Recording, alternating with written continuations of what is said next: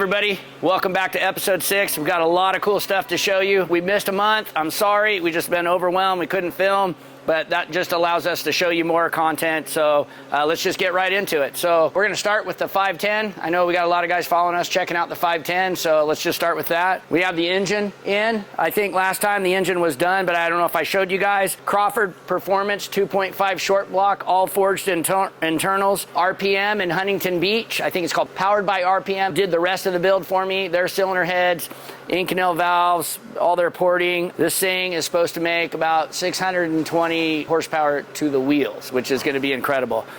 We have the STI transmission in it and cleaned up. Most likely, I will go with the full sequential kit in that. Once we start, finish the build on it and we take everything apart for paint and powder coat, I'll go through the transmission and turn it into a full sequential. But we also got the engine mounts all tacked together, the rack and pinion mount tacked together.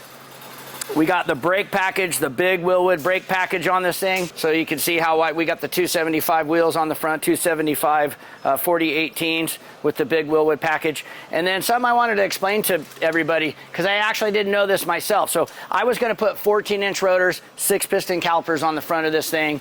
I was going to actually do that all the way around.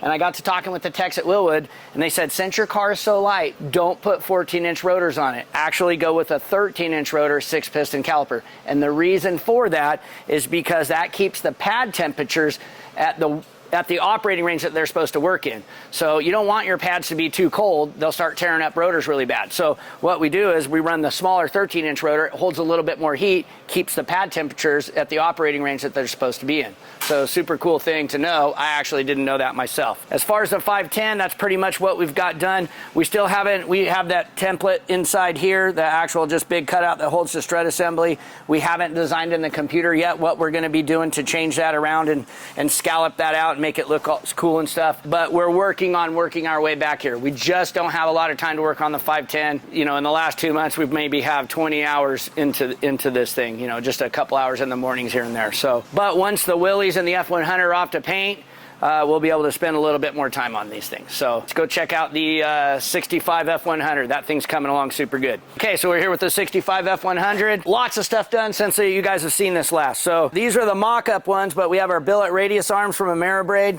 They're here. We're actually building the radius arm to I-beam mount right now. The beams are built and on. The spindle upright is on. We still need to do the steering knuckle and the brake caliper mount, but those pieces are on. Almost all the engine plumbing stuff is wrapped up. I think we just have one more tank. Hey, what was the other tank we needed to build? Do you remember?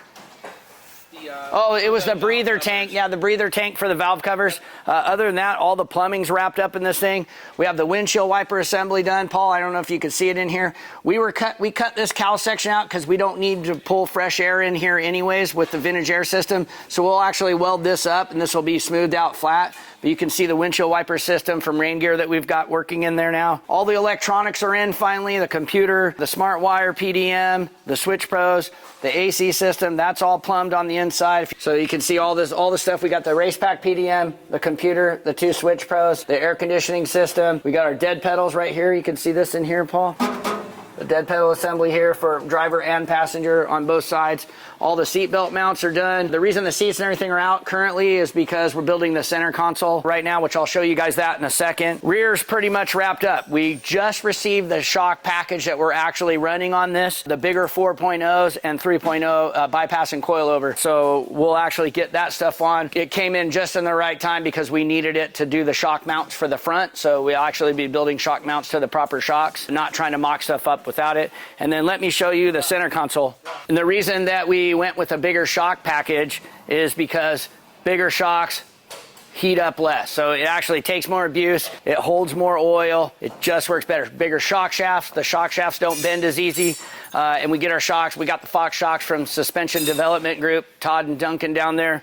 Those guys are the best in the plant, man. Those guys can tune suspension off-road suspension better than anybody else, period. Like, if you look at the top winning trucks, that's who's having their suspension tuned by those guys, by SDG. Trying to think of all the top guys. McCachran, the Mason's trucks are tuned by those guys. I think even Robbie had his stuff tuned there before. So Robbie Gordon, that is. So just the best in the business. So they guide us on the shock package, tuning of the shock, the valving of the shock, spring rates. They're really into spring rate technology, which has come a long way in the last 5 years. The thought process has really changed on, you know, having a larger mainspring and a smaller tender spring versus having a 12-inch and a 14-inch spring. Yeah, we'll run like a 24-inch spring and then a smaller tender spring, and it just works considerably better throughout the whole range of the shock motion. So that's why we go with Suspension Development Group.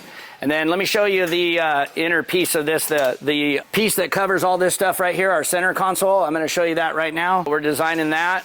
Aiden, where are you at with that bad boy? So here's the panel that Aiden is working on right now.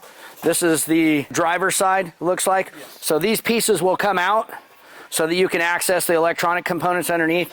And then I'm assuming this whole piece is going to come out, correct? Yes. Okay, yeah. So, and why is this bigger than this side? Because Explain that. We have to access stuff behind the AC box. Okay. So, and that's only on the passenger side. Okay. So this side can be bigger. So you made this window larger so that we can access what we need to access without pulling the whole center console off, correct? Okay, good job, buddy. And then you can see Aiden bead rolled all this stuff, this step, and then this represents where we're going to cut.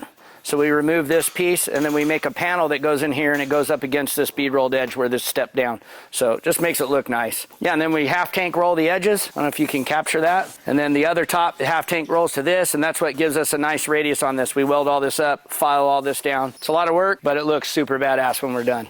So some of the other things that we've got going on with the F-100, besides our beam design, we actually have to notch the frame for the new beam. The new beam is taller, but it actually gives us more ground clearance underneath the beam. So we're going to notch the chassis here. That's why we added this piece in here. Same thing on the other side. Just gives the chassis more rigidity, ties it into the steering box. This is our actual steering box, which is disassembled. Charlie at Power Steering Solutions is getting ready to, we'll ship this off to him. Once we clock it and figure out where the internal stops need to be, then we'll send this back to him. He'll build this box and get it back to us. This steering box that is from Charlie at Power Steering Solutions is actually a factory unit, which he does make a billet unit now, by the way, but when we started this project, he wasn't making that at that time.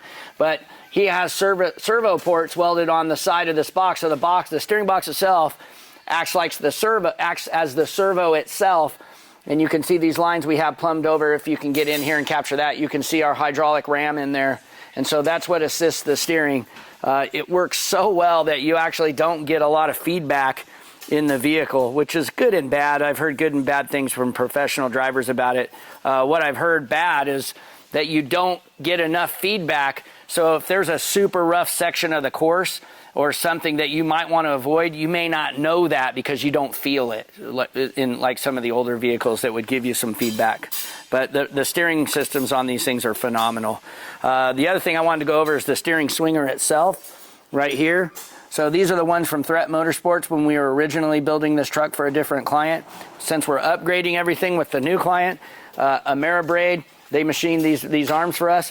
They made these out of 70-75 billet aluminum as well, and we're going to go pick those up today. And we can show you those in the computer. I had Nick bring those up in the computer. Let's go check that out real quick. So if you follow our previous videos, you know Nick. If not, this is my main fabricator, Nick. He's also very versed in SolidWorks, so he draws and designs a lot of our components. So here's the radius arms that we drew up and sent over to Ameribrade to have machined. 70-75 billet. And then the tabs are external. They bolt onto the top that holds the brake lines. And then we also have the pinch at the rear of it that pinches down on the threads of the heim joint at the back that it pivots on. So we'll use a jam nut and pinch down. I like to do both. And then I don't know if you want to go into the swingers, which is what we'll be picking up today from Ameribrade. Yeah, those are pretty nice looking. And just to give a little explanation, if you want to turn it sideways, Nick, and just go over what we got here for why we have all those heims on it, because a lot of people may not know what those do, what those dictate. So if you turn a little more, there you go, we can see all those. This heim, actually, this is a left and a right, even though they're there together. This actually goes on the other side of the truck. Two of these heims link these things together so that they can pivot back, they can pivot back and forth as one unit. That's why they call it swing steer. It's like a swing set. It pivots back and forth. And as it moves, it pulls that tire and pushes this tire. As it swings this way, it pulls this tire and pushes this. So Now each one of these lowers goes to the tie rod out to the knuckle on the spindle, and then this piece right here goes over to the ram so that you can have the ram assist the whole swing assembly. So the ram is just in line with the actual link that holds it together. So we'll show you guys that later, actually on the truck next episode when we get everything swinging. That way you guys can really get the gist of how it works. So we'll have this pivoting on uniballs instead of a bushing. It's just considerably more accurate. And then the internal piece that goes in between them, so you actually tighten that assembly down. You don't have any play in there. All the tolerances are spot on. You don't have bushings that are wearing out, whether they're Delrin or bronze. It seems like they wear after a while. Well, they do wear after a while. So the uniball will also wear after a while, but the cool thing is we can put seals ends. It's like a washer with a vulcanized rubber on the end of it. And so that seals it off from dust, mud, those kind of things. That's actually what wears a uniball out. That's what pretty much wears on everything. The bronze, whether it's bronze, Delrin, it's just the dirt and the mud gets in there and it eventually just grinds itself into having some clearance.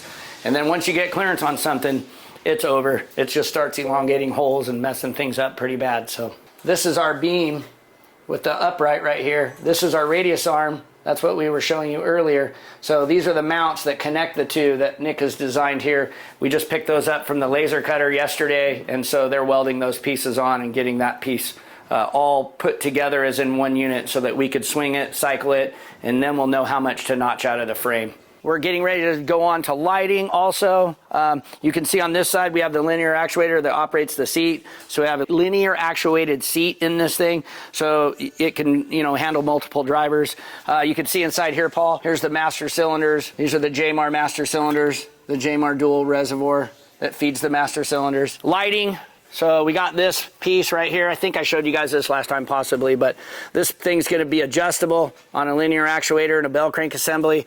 And then when you don't need it during the day, it will fold all the way down underneath the cage to be protected. And that pretty much wraps up everything we're doing on the F-100. I think hopefully next episode, we'll have this thing on the other side of the shop and we'll be designing all the bed sides. We do have all the fiberglass for this, but we're modifying it heavily. We just want the lines to just flow and not be quite as sharp and choppy. So we have fiberglass for it. We're just gonna modify it drastically just to get some swoopy flowing lines and match with the body lines better. Should be pretty good looking. We'll have it on its wheels and tires next time too, so that's gonna be pretty sexy. All right, guys, now we're here at the 49 Willys. I know that's what a lot of you guys are following us for and want to check out. So let's get into it. Let me get Nick over here. He can help me explain what we got going on. Hey, Nick, got a second? Okay, so since last time you guys have been with us and saw what we got going on, we have quite a few changes on the front of the Willys. Yep. We have completed the front fenders, all aluminum. These are our street fenders. They're actually going to come off when we go off-roading because, as you can kind of see, if you look on this side, Paul. Oh, never mind. We don't have I'll turn the wheel. Yeah, we don't have a tire. Let's turn the wheel then. Let me get a steering wheel. Yeah, you get a steering wheel. While you're getting that, we'll go over some of this stuff. So we have the hood hinging now. We have the grill done and welded up. Pretty simple with the aero catch latches. Once you click these down, you can lock it if you wanted to. To open it, you just hit this, open that up. And then the tension that we have on this thing, super good. The hinges we ended up using are billet. I think these are Ring Brothers ones. Ring Brothers, 65 Mustang. Yeah, 65 Mustang trunk hinge. Trunk hinges from Ring Brothers ended up working out exceptionally well for the radius that we needed to clear the cowl. So he's going to turn the tire so we can explain why we're going to have two sets of fenders for this bad boy. So we want to drive this around on the street, go to Cars and Coffee. He wants to take his wife, pick up coffee, pick up the grandkids from school, whatever he wants to do. This is street trim. We still have approximately 5 inches of clearance at ride height, but as you can see with this fender on, if this was to go to full bump, the tire would contact the fender, tear the fender clean off the truck. So we aren't going to use these when he's off-roading, but when he's street driving and cruising around, it's never going to hit that. He'll be fine. Probably never be locked that tight anyways unless he's doing a slow turn in a parking lot or something. Yeah, so we have the light mount assembly on, the fenders, the grill's done, all our plumbing's done. The airbox assembly, quite a complicated piece to get in here, but you can see the grill opening is right here. We have the lid. Hey, Nick, can we? Yeah, you read my mind, buddy. Tool. Yeah. So we're going to pull the lid off for you to show you how this assembly works for the air cleaner, air filter. There's no such thing as clean air. We can filter it. We can filter it. We can filter it. So anyways, lid off. You can see the air filter assembly in here. We'll actually have a outerwear sock over this thing to help keep sand and stuff out. And then we have some holes in the back. The purpose of the holes, we'll actually have little rubber flapper doors on the back of these holes. It won't be able to draw hot air in from the backside of the engine, but if we get enough air at speed packing in this thing, it'll push those flaps open and allow air to flow through this thing so air doesn't pack up in this box.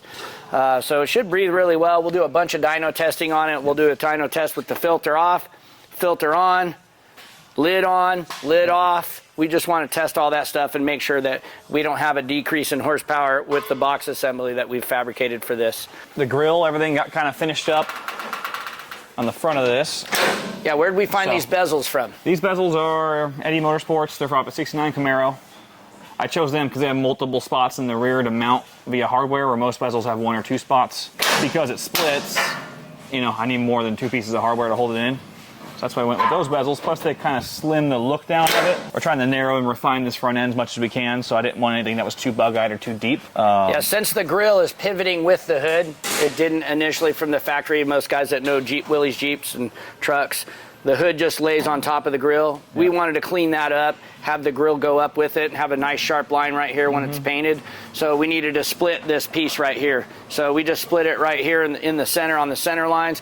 Headlight assembly stays, bezel just goes up with the hood and the grill assembly. So, other new things, we had to shorten took about 6 inches out of the grill, shorten it up so it fits above the chassis. Trimmed the lower piece of the grill here a lot more, ended up adding a cap to the bottom of it to line up with the rest of the fender. It used to be a little further out, but the arm would contact it. That's about it for new things as far as what you can see. I'm just slowly working on the gapping of things and clearancing and all that kind of stuff. This spine, the factory spine that goes on the top of the hood, that's at Ameribrade drawn up, ready to be machined. This just represents the rigidity of that spine on the top of the hood. So as we're operating the hood and doing all the things we need to do, we have that in place so that we know the hood's doing what it will do when the spine is actually on it. And on these particular Willys trucks, the spine was most of your structure on the hood. They only had a front support going crossways, a rear support, and just the spine. So we've added a couple things to that. We've added these guys here on each side that tie in with our hood hinges to help transfer the load through it and make it, much more durable than it was. If you ever lifted a factory Willys hood with the prop rod, floppy. Put the prop rod on and half the hood hinge down they were on one floppy, side. but now we're much stiffer. So considerably sturdier. It's bouncing around the desert. It's not flexing, slamming the fenders. Yes. Inside the Willys, we have the iPad mount in. So what's new is the iPad mounts in. Yep. AC controls, AC vent, we've wrapped all that up. We finally got the computer for this thing. We've mounted the only spot that we had for it to fit. We had a mock-up template for it, and we had it behind the dash here, but it didn't quite fit. The accessibility of the cables going into the computer was the actual problem. We had room for the computer, but we didn't consider how big and bulky the connector was for it. So we actually put it back here in the back seat area behind the passenger seat, Paul. You can kind of see that cover right there. So the computer resides under there. We made a nice cover for it so you can throw some jackets or whatever you want back there and not worry about it hitting the computer. Want to show them how that comes out. So this iPad mount is from like a Cessna airplane or for small aircraft. And so it locks the iPad in. So you slide it, pull the assembly out. It's got a little spring-loaded tab over here. And then it also inserts into the charging ports as well when you insert it into the mount, correct? So there's a USB that gets bolted to the mounting tab in here. It plugs in to maintain a charge for you. Slides in, and now it's connects to the USB, so it's actually charging when it's actually in the dash. These panels got finished out. We had a couple more closeout panels to finish, so these ones got finished up. Those will get upholstered once we upholster it. Yep. But we're pretty much wrapped up on the inside of this thing. Yeah. The fire suppression system, we haven't ran the hard lines for that yet, but that's one of the things we're getting ready to do next. The bottle will be mounted outside the cab, up underneath, back behind the rear firewall. And then as far as the rest of the stuff, I don't believe we had any of the ducting done in the rear for the exhausting of the hot radiator and hot transmission cooler stuff. So what we're having, so here's the filler for, you can see these sticking through. There's the radiator filler. This is the overflow on this side. So radiator expansion tank on that side, overflow on this side. And then these are two separate units, which you can see inside here, Paul. This lower area right here exhausts the hot air for the transmission coolers this upper area right here exhausts everything coming off of the radiators. And so that's why we gave such a large gap right here between this and the tire, so that that hot air can expel out that area right here. We have fillers on both sides. Everything comes apart super easy with Wiggins clamps. So we have dual fuel fillers. So Paul, if you come onto this side, watch this clamp right here holding this assembly down. You can see the other fuel filler on this side right here. So they're symmetrical, they're exactly in the same place. No matter what side you pull up to the pump, you can get fuel. And then I think Nick wanted to show you what we got going on underneath this right here, Nick? Yeah. If you want to pull that clamp off. So trunk assembly, go ahead, Nick, I'm sorry. This will be your trunk space. Obviously, you got your fuel cell, all the plumbing, all that kind of stuff. That'll all be exposed. So we'll have a aluminum storage box that'll go in the rear. It'll be open on the top with the rubber gasket that'll seal to this face. And the rear will have a rubber gasket as well that'll seal up to a tailgate. We'll keep a floor jack in here, a little tool bag, and storage for anything else you might need. Then you can see how the dual fillers come in right here. Wiggins clamp on this assembly too. You have Wiggins on both sides because this is welded to a panel, and that way the whole assembly can come out once you disconnect both sides of it. And then this is open. All these fuel lines and stuff go up in here. You know, well, actually, this comes down over all this fuel system right here, so kind of keeps it up in there protected and keep it cleaner. Yeah. Plus, it gave us a little bit more volume on our tank. We can bring the tank up about another inch or so by burying it up that structure. Another thing we added on this thing since the last video was obviously plates here. We added the gas shocks to it. It takes a little bit of figuring out to get the math right on the weights and everything, but the goal is to have it be up in the air with enough pressure that the wind won't knock it down, so it takes some to pull it, but also when you close it, it's not spring-loaded ready to take off on you. So it takes a few tries to get it right. You know, it's probably got about 30 pounds of pressure to hold it down, but it'll lift itself nice. Kind of like the hood. Yeah, just like the hood. Same thing. Yeah, you just want to find that fine balance where it's, you're not dragging it down with your body, and you're not having to lift the weight of it up, so something to keep in mind. The clients for this thing were up, so we wanted to just kind of give them an idea of what we were thinking for the bedside. So we just bent this up really quick. It's not perfect by any means. It was just a sample part. You know, we'll actually cut it out and shape it. This is hanging low, but we'll shape it. But we wanted him to know, you know, wanted him to see. Initially, the client had thought possibly we would put it at an angle like this. We all agreed that doesn't look very good. So what we ended up with is we're going to stand this off so that the stock tailgate width, which is 48 inches, fits in between these, which allows just enough so that you can kind of see what's going on with all this work right here. So this will be stood off here about 4 to 5 inches, and then you can see all the work. The panels are in here. So all this will get panels on the backside to close that out and keep a bunch of elements out of it. So this is what it'll look like with these panels. Obviously these Clecos, quick fasteners won't be here. They'll have button heads that bolt all that stuff in. Countersunk hardware. Yeah, I'm sorry, countersunk. Yeah, classy. And then this will be a different color than the chassis, so to kind of give it that depth and contrast. So that should look pretty good. Okay, so one of the super cool things about the Willys is it's going to be one of the most incredibly capable vehicles we've ever built. Like, it's going to do pretty much everything well. I mean, it's going to have full luxury interior, heated seats, air conditioning inside, Holley touchscreens for the dash, you know, navigation on the inside. But not just that, we're going to be able to tune for up to 1,200 horsepower, all-wheel drive. We can take it to the sand dunes, rip up the sand dunes. It'll drive killer on the street. We can go out to Dave Cole's place, hook up with him, you know, go out in the rocks and do some rock crawling. Like, it's just going to be one of those all-around incredibly capable vehicles. The fact that it doesn't float and fly are the only two things I think it can't do, so that's kind of rad. But the reason I'm bringing that up is because the clients were here earlier, and I'm sad they missed this by probably 15 minutes, but if you want to follow me over here, Paul, we just got the shipment of another set of wheels. So we're going to have the exact same wheels that we have on it for all the dirt and street stuff, but these new Innovates, same wheel that we have on it now, these will have paddle tires mounted to them. So we'll have the same wheels that it has on it. You can switch to paddles when you're going to the sand dunes, and back to the regular tires, the 40-inch BFGs when you're on the street, dirt, rock crawling, stuff like that. So super cool that the clients allow us to do those, you know, super cool features, like have the same kind of, another extra set of wheels, have the same kind of wheels for paddles versus, you know, street dirt. Okay, so 69 CUDA. Last time you guys saw this thing, we were wrapping up the stuff on the engine compartment, getting the radiator in, radiator lines, getting everything plumbed. All that sorted out. Engine's pretty much done, ready to fire up. And then we went on to the back section of this. We just have this wheel and tire assembly. This is one of the ones I use for street racing in the Camaro. It's a 15 by 12 weld wheel, full bead locks front and rear.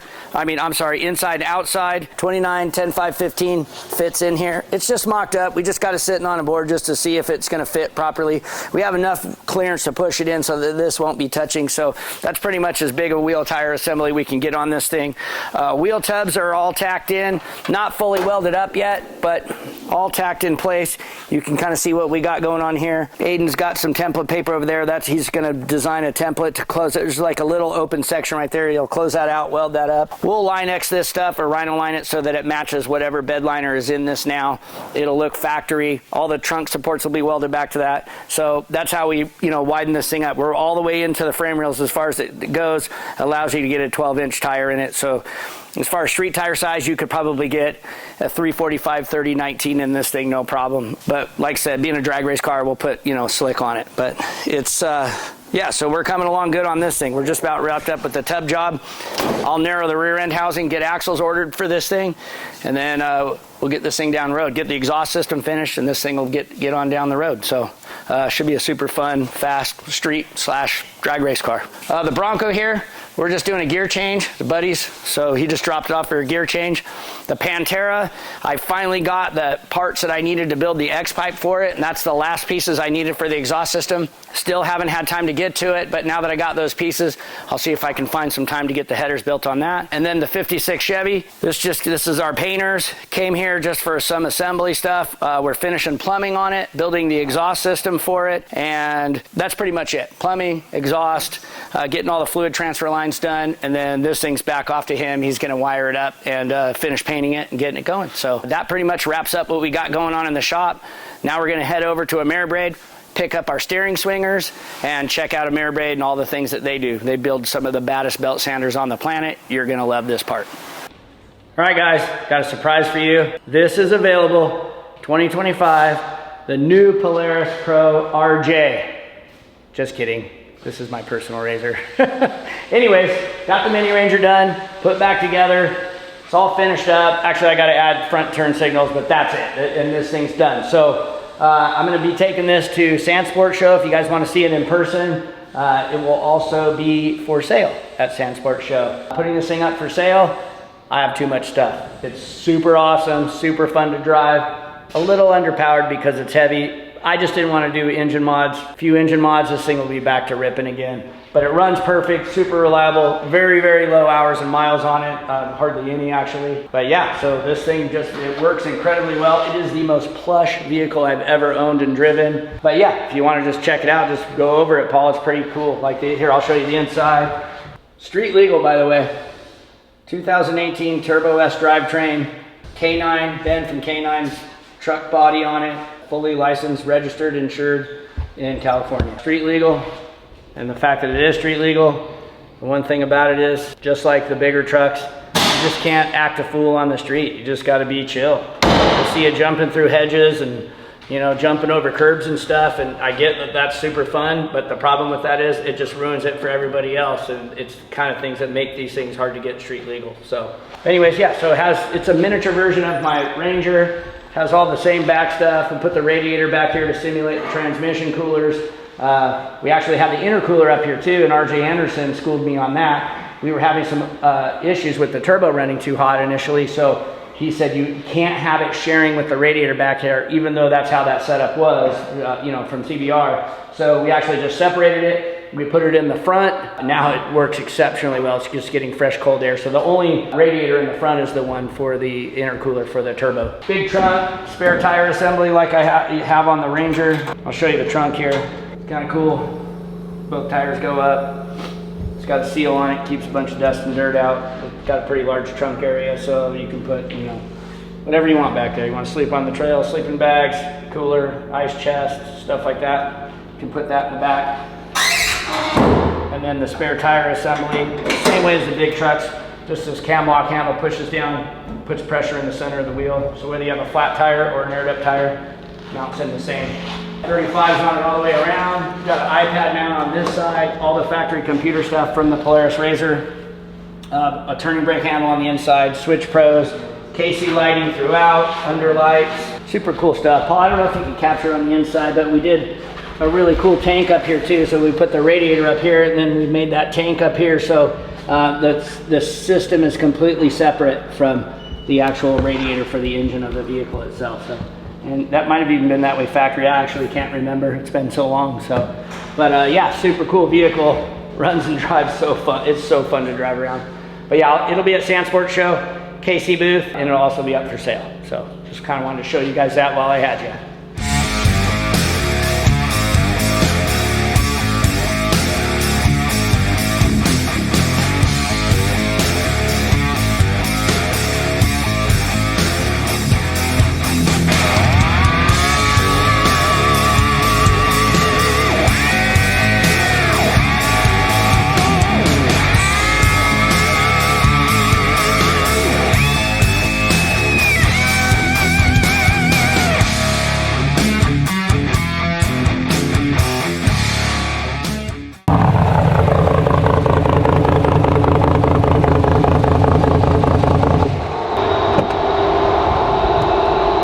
Here we are, Ameribrade, place of the baddest belt sander on the planet.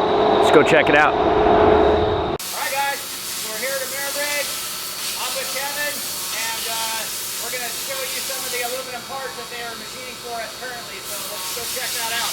Yep. Hey, you can look in there if you want. You can see a little bit, but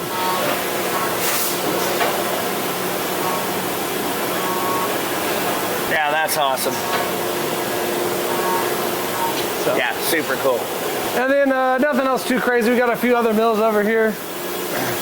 Everyone knows Haas. We got a big Haas to help us make some big parts, so a little bit bigger anyways. Yeah. And then another traditional mill. Nice. So that's everything that you'll see. I'll show you. We'll go over the grinder in a second, but everything you see we made here. Right. So. That's the whole point of all this was you guys designed that sander. Yeah. And you needed to machine all the components for it in-house. Yep. Which I think is the best way to do it. You have full control over what's going on. Yes. You know, you're not waiting on somebody. You're only waiting on yourself. If you're behind, it's your own fault. If you're ahead, you're awesome. Like. Yeah, as long as you're willing to take accountability for your screw up. That's it's great. right. Yeah, it's fantastic. But all accountability is under one roof, and Yes, that's sir. nice. Yeah. So in a nutshell, here's our machine right here. You know, this is one we kind of keep around the shop a little bit, or we might have had set up for some demos. So this is our mastery package.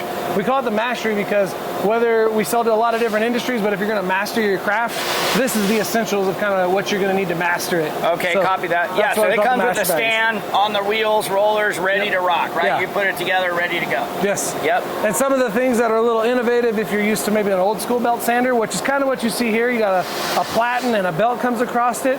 Ours goes horizontal, and our work rest goes both ways too. So now you got something that kind of will work as a horizontal sander, which helps you get your grind lines going around your bracket, not across it or something like that. Yep. This also helps eliminate some of the need for a disc sander. Disc sanders are awesome, but they're a pain in the butt to change the abrasives you want all the time. Correct. So Yes. this helps with some of that. Yep. Another big thing is that's a little bit more innovative is these accessories. If you don't want to use this accessory, Well, and just the belt change itself.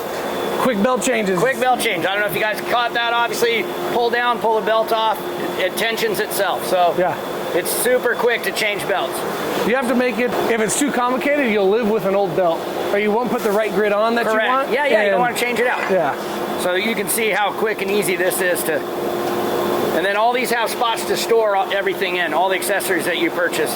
This is one of the whole features, benefits, pros is being able to swap accessories. So you can pull out your traditional, what's called a platen or flat platen, and you can throw this guy in, which is good for plate work or notch and tube. So if you're going to notch a tube, you got these larger wheels that come with the Mastery. If you're going to do some plate work or something, you can throw one of these guys in there.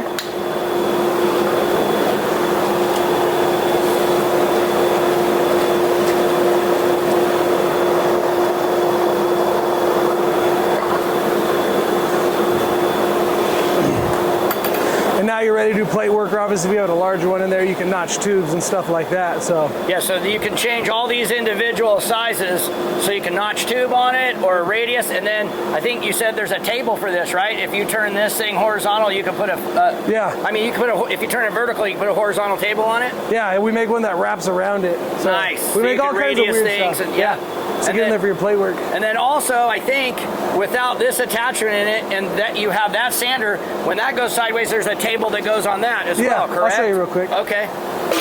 And then this, you can keep water in if you want to cool your part down, whatever part you're grinding on. Yeah.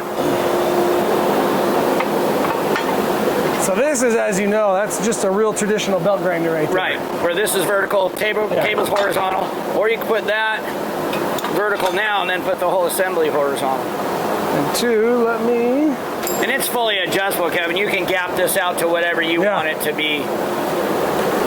And now that's that horizontal that you're talking about. Right, so if you have a flat tab and you want the grain on the outside to look super uniform and nice, you can just flip it around and just do that grain, that sand on that, makes it perfectly flat, and all the grain looks nice and clean going all the way around it, yeah. Yeah, that's the difference. And we love doing that. Like, we laser cut a lot of parts, but if we hand cut something on the bandsaw, we absolutely go to this thing, make sure that that sanding all the way around just looks uniform. So. Yeah, and then with the quick belt changes too, the Scotch-Brite belts. Yeah, so you can polish stuff up or clean stuff up with the get rid of all Scotch-Brite the little belts. edges. Yeah, and I don't know where you guys get your abrasives from, but those things eat like crazy and they last a long time. So we're just going to keep buying them directly from you. So when it comes to the abrasives for this thing. And then also, Kevin, go over, this belt sander's cool because it has a lot of features as far as speed control, reversibility. Yeah.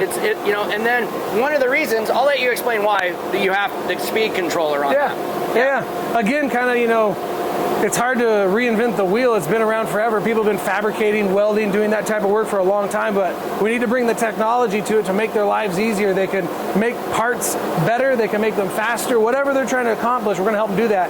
This is a perfect example. This is modern technology. This is a speed controller, so this will allow you to go really fast or go really slow. You want it to do that for different things if you're trying to do delicate work or doing certain abrasives or even certain materials. Fiberglass or plastics or something like that, Lexan. You want to slow that down so you're not melting it. So that's perfect for that. Another super interesting thing, you have 100% torque at about 15% RPM. So that's I didn't even know that. Yeah, so okay, that's a cool feature. Yeah.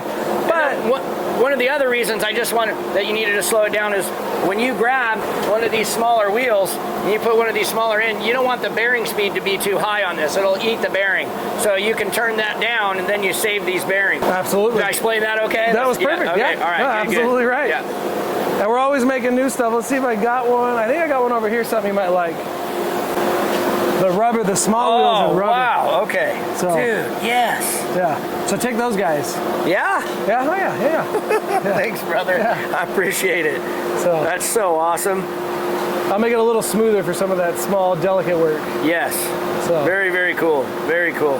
And we do all that too. All that rubber's made over in Adelanto. It's American rubber. Oh, it is? We grind it here. Yeah. So, and you grind it and shape it here and install it on the all right here? Yep. Okay. We make all those slugs. That's what these guys, that's what it's making right now is all these little slugs. Okay. So, how cool is that?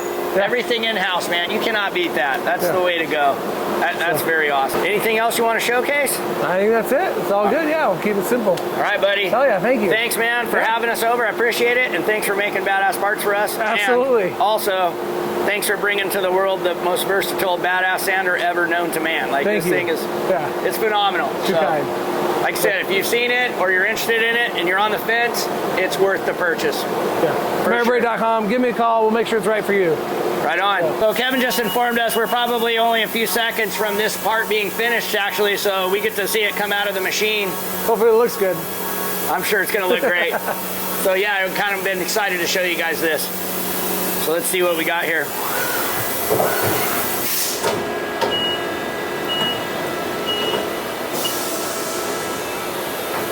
Yeah, Paul, check that out.